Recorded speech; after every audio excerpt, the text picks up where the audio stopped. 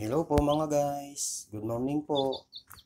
Magandang umaga po sa inyong lahat. Yan, tingnan niyo po ang aking video ngayon mga guys. Dun po sa aking mga sisiw na pinapisa.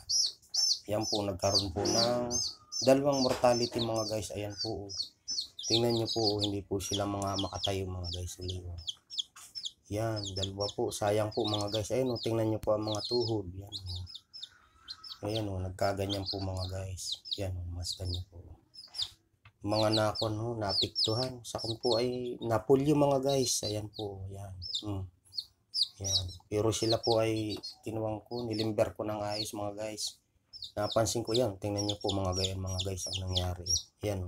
Yan po, tuhod ang kanila pong itinutukod. Yan. Yan.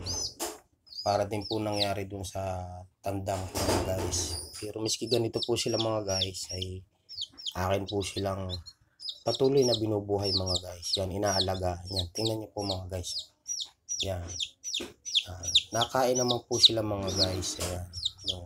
Yan. Tingnan niyo po ano po. Yan po.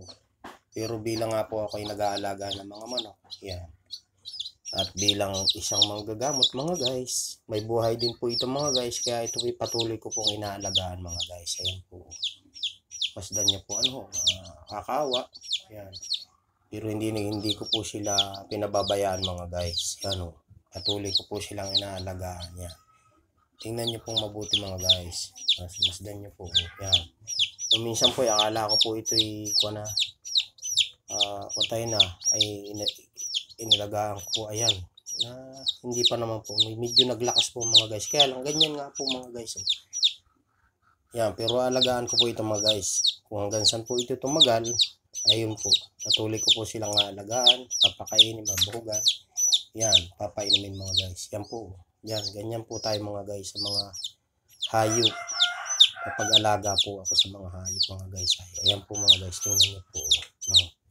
Yan, hanggang sa muli pong mga video ko mga guys. Panoorin nyo po ang mga i-upload ko. Ayan, mapapanood nyo katulad po nga nito mga guys. Yan, ito pag lumaki po, i-upload ko pa rin po. Makikita nyo po. Yun lang po mga guys. Maraming salamat po at see you watching po.